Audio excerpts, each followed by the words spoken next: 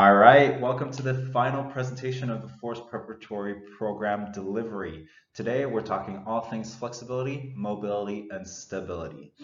If you're following our recommended 5-day-a-week schedule, you'll be doing this in the middle of the week on Wednesdays, and that's to help you maintain your flexibility, mobility, or stability.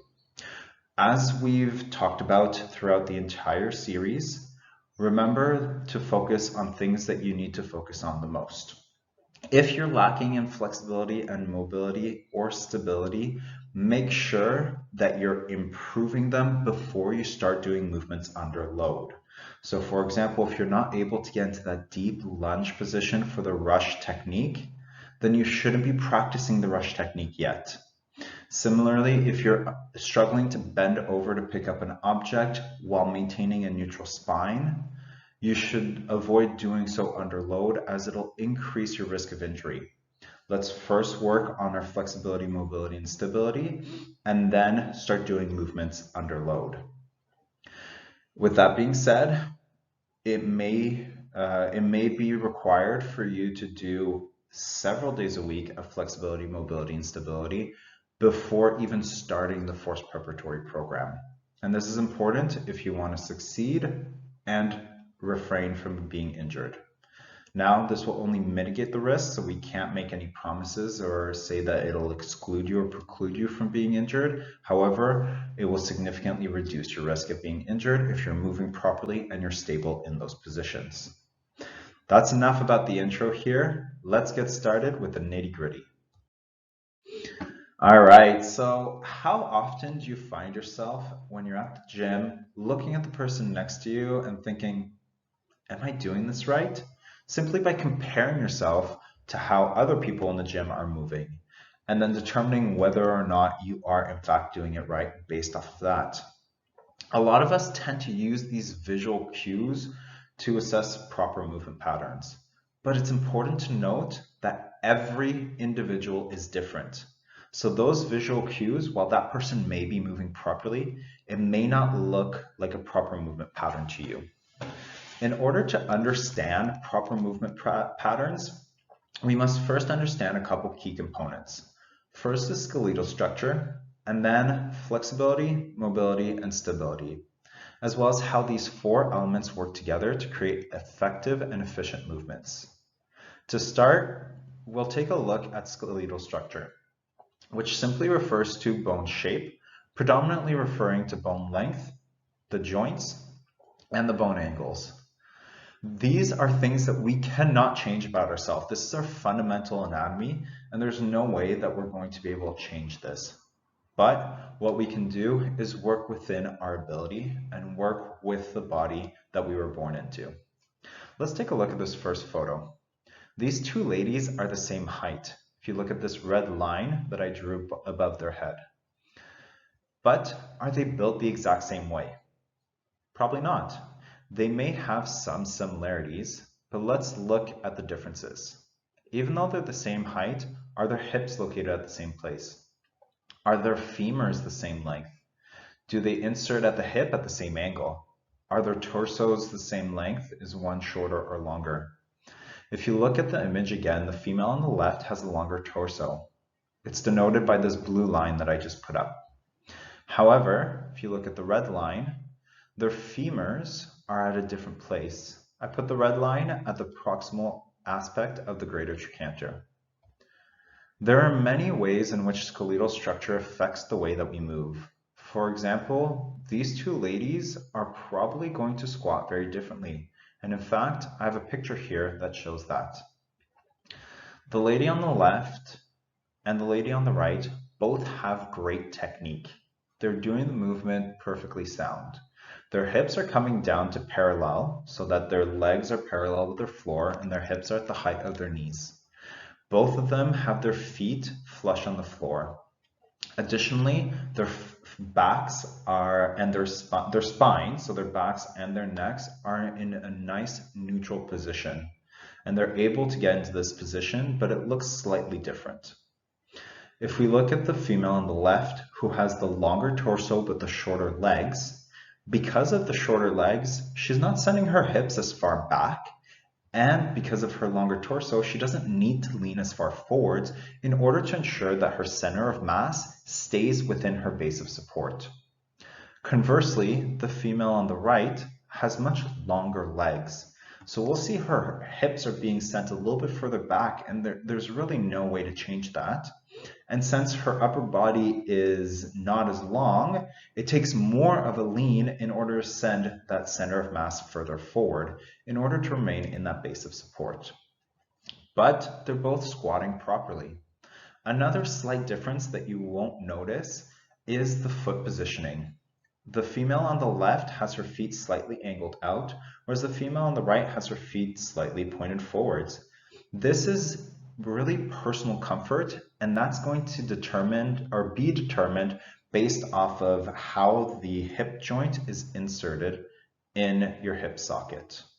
Some people are going to feel more comfortable with their feet slightly pointed out, some people with a narrower stance, some people with their feet pointed forwards. And that's all okay, so long as we're hitting the key major points. And for the squat, that's heels on the ground, movement initiated with the hips, hips coming down to parallel, and back remaining flat or neutral. Let's take a look a little bit more at some more differences. Now, my face here is going to block off one of the images here, but what we have here are three acromion processes of the shoulders that we want to highlight. The first has a flat process. The second has a bit of a curved process, and the third has a really hooked process. So you'll see that that process is flat in the first one, curved in the second one, and hooked in the third one. If we were to have the two individuals that are exactly the same except for the acromion process, we'll see two major differences. The individual who will have more of a flat process will have an easier time reaching up overhead or mobility overhead in terms of shoulder flexion, simply because that flat process allows more space for that shoulder to move up when compared to a curved or a hooked process. This is all to say that even though we have different structures, different joint shapes, and different angles, it does not preclude you from executing a proper movement or maintaining movement technique. It may just look a little bit different from someone. So someone with less shoulder mobility may not want to lift directly overhead and may need to lift slightly in front of their body, and that's totally all right. With diligence, in the next three elements, you'll find greater success in being able to move more effectively and efficiently while reducing your risk of injury during the force test. And with that, let's take a look at these next 3 points. Flexibility refers to the amount of available movement in a joint as it is moved passively, where passively refers to that there's no muscles acting, there's an external force acting in order to push your joint through its range of motion. In this picture, we depict a female testing her hamstring flexibility through a straight leg raise test, being assisted by this male who's pushing up on the leg. There is no activation in the female's leg. She is not needing to activate her quadricep muscle in order to lift up that leg. It is being moved passively by an external force. In terms of mobility, on the other hand, we see that the definition is your ability to move about a joint voluntarily without any assistance. Both the male and the female here are doing a straight leg raise test. However, the female is testing her hamstring flexibility, whereas the male is testing both his hamstring flexibility, but more so his hip flexion mobility in a straight leg position. He may have more mobility in a bent knee position because the hamstring is going to be more relaxed in that position. So depending on how you move about the joint, you're going to see different results in terms of your mobility. Understanding these subtle differences, we can draw some reasonable conclusions that, generally speaking, we should see that we are more flexible than we are more mobile. And that's understandably so. If someone is pushing on my leg or helping me get my leg up, I should be able to move it higher than I would without that external assistance. If you don't see a difference between these two components, there may be something preventing you from moving in these specific movement patterns, and getting a full and formal assessment is strongly encouraged. Let's dive in a little bit deeper on how we improve these specific facets. In terms of stability, or in terms of flexibility, what we want to do is we want to hold the stretches to its furthest point without any pain. Hold on to the stretch for no less than 30 seconds and upwards to 1 minute or more. Recent research has suggested that if you want to improve your flexibility, you should aim to do these stretches for 5 minutes per week. Our program only has you stretching for 2 minutes a week, which is pretty good for maintenance side of things. However, if you're not able to get in the positions, you need to work on improving your flexibility and mobility. And that will start with flexibility at least 5 minutes per week. So you should be looking at doing this program quite a bit more often. Once you've improved your flexibility, we can work on mobility and then stability. Stability is defined by our ability to maintain good alignment under external load. And this will help ensure that we are reducing our risk of injury when we're moving through our end range. Once we've improved our flexibility and we move on to mobility, how we work on that is by going through active movements and coordinating that with our breath. You'll see what it looks like in our program. As for stability, let's take a look at this final picture. We see this female doing a single leg hamstring curl on the ball. The unstable surface is going to challenge her hip and working on that stability within her hip. At the same time, while she's doing this, she's working on developing hamstring strength. So this specific movement is really a 2-in-1. A single leg hamstring curl on an uneven surface, as shown in the picture, is a great example of hip stability. You'll notice, however, that this movement is not being prescribed in our actual program, and that's okay. There are many ways to skin a cat, and there's many ways to work on flexibility, mobility, and stability. We are giving you one upper body program and one lower body program with various movements in them that we thought were beneficial and specific to the test and to the movement patterns that we would want to get into during the force test. However, there are so many variations out there. If you want to change it up, feel free to do so. If something's not working for you, we need to change that up. I would encourage you to contact your PSP fitness staff before doing so we can give you our professional opinion. Before we finish off this slide, I want to go through some key considerations, and that's talking about things that affect movements, which are muscle tension, aka tight muscles, skeletal structure, aka how your bones are shaped, which you have no control over, and finally muscle imbalance, so is one side stronger or tighter than the other. It's important to remember as well that more flexibility and more mobility is not always the answer, especially if you're not stable in that new range of motion. You only require enough flexibility and mobility to do the movements that you need to do. So if you're able to get into the positions, you're looking at maintaining that mobility and flexibility.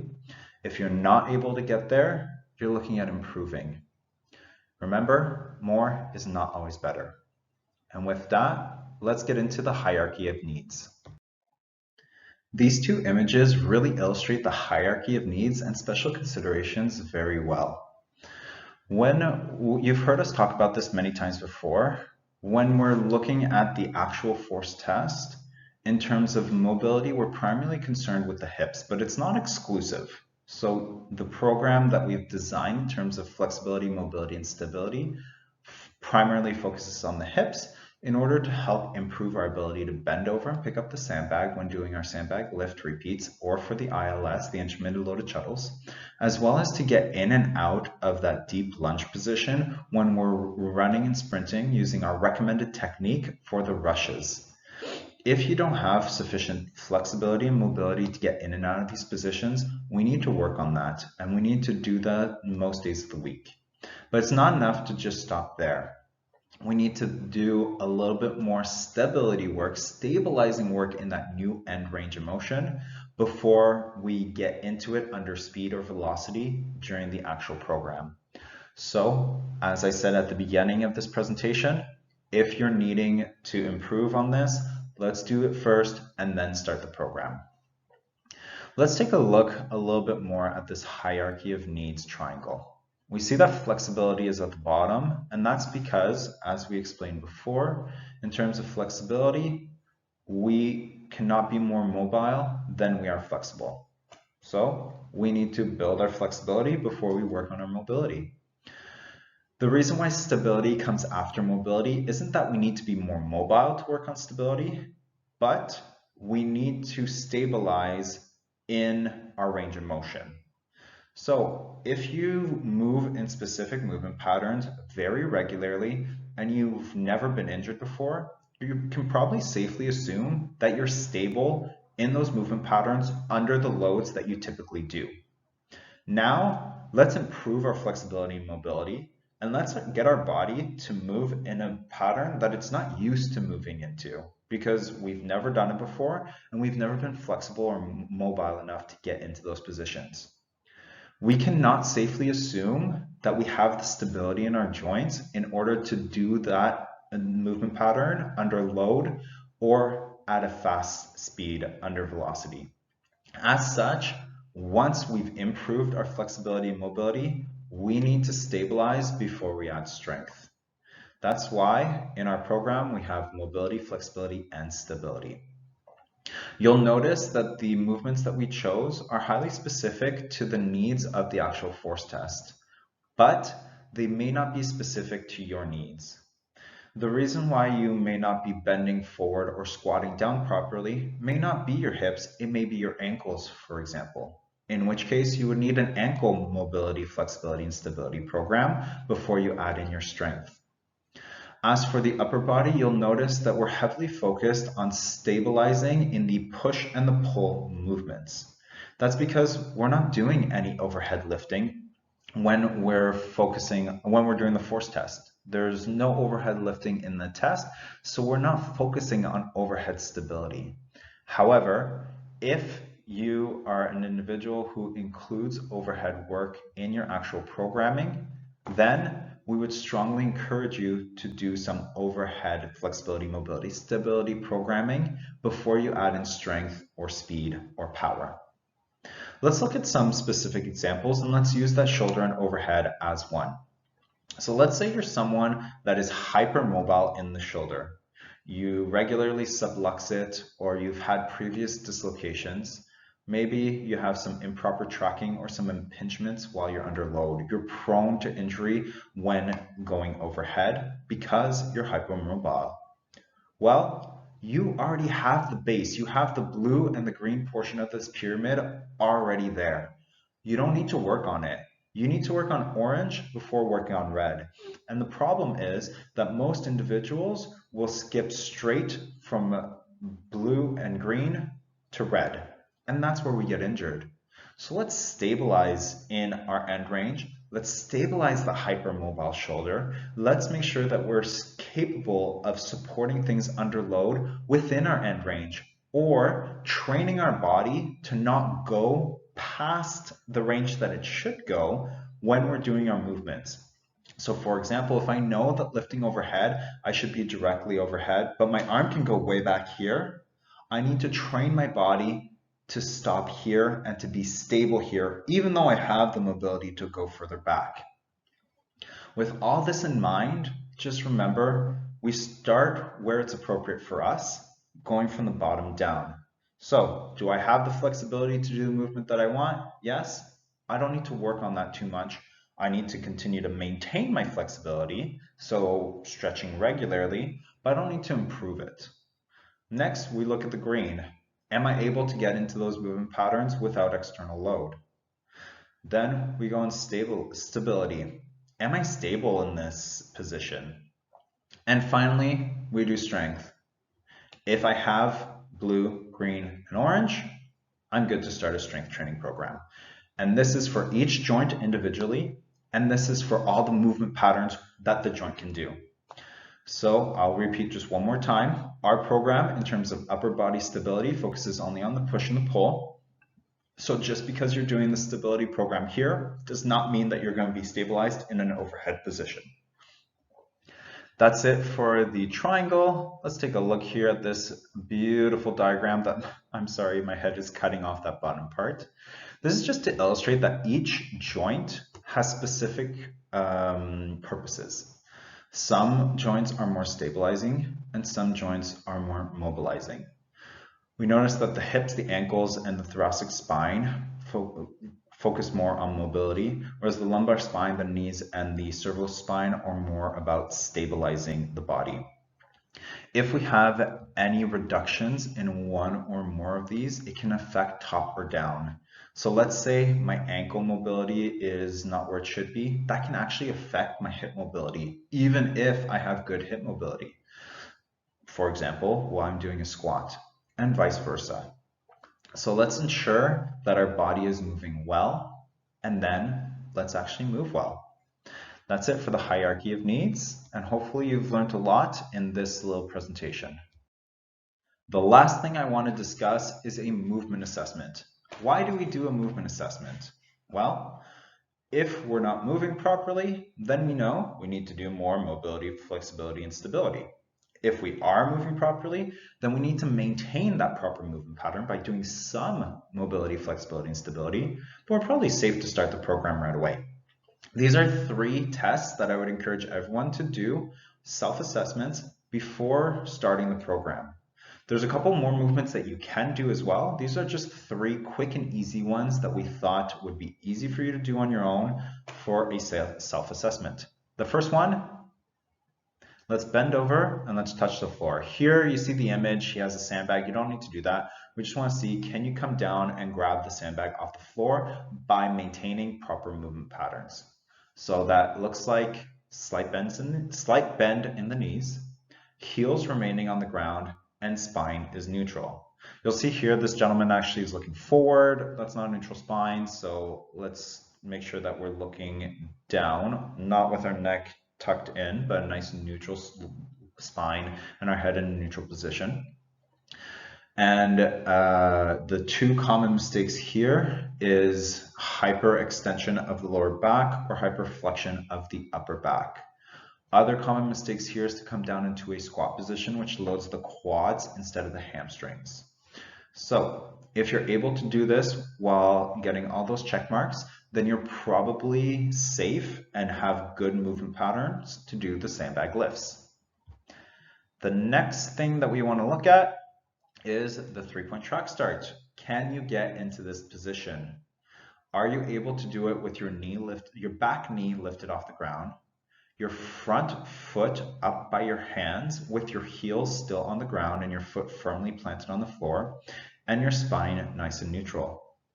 If you're able to do this, then you're probably going to be successful in starting to incorporate some of the rush technique progressions that we have you doing. But just because you're able to get into this position doesn't mean you're stable in the position. So doing some hip stabilizing work before doing this under load and under speed may be beneficial and is strongly encouraged. Additionally, you'll notice that when you're actually doing the technique, you don't get your foot up as high as you do in this image. So what we're testing here is, do you have more mobility than necessary? So if you're able to do this, then you're definitely going to have the mobility necessary to do the rush technique. If you're not able to do it, then you still might be able to, but it's best to work on improving your mobility just a little bit more and then stabilizing in there before we start really working on those rush techniques.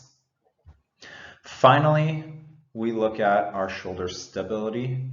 Are you able to lay on the ground with your head relaxed on the floor and to lift up your arms by squeezing your shoulder blades together? This position is extremely important as it leads to proper holdings of the sandbags when you're lifting and when you're dragging, as well as doing our hand release on the floor by squeezing our shoulder blades and not by engaging our lower back and disengaging our core. If you're able to do this, then you're probably good in terms of shoulder stability. However, it's always great to add a little bit more stabilizing work into our programming. So consider doing a little bit more upper body work if you want to, but note that a lot of the warm-up includes this in it. So if you don't have, if you're unable to do this at this time, we'll integrate it into our program and it should be okay. But as for the bending forward and touching your toes and going into that deep lunge position, those are definitely must-haves before you start a program. So consider doing a lot more mobility and flexibility than you probably previously intended. That's it for today's presentation. As always, please reach out to us if you have any questions. Linked in the description below is going to be a Canva slideshow for both the upper body program and the lower body program. Please take a look at those and you can follow along. It's videos of Stefa doing it, and on the side you have text. Simply click along through and follow it as it is written. It's really easy and self-explanatory. But if you're struggling to figure out the Canvas slideshow, let us know and we'll help you through it. With that, hopefully you've enjoyed it. Thank you and have yourself a great day.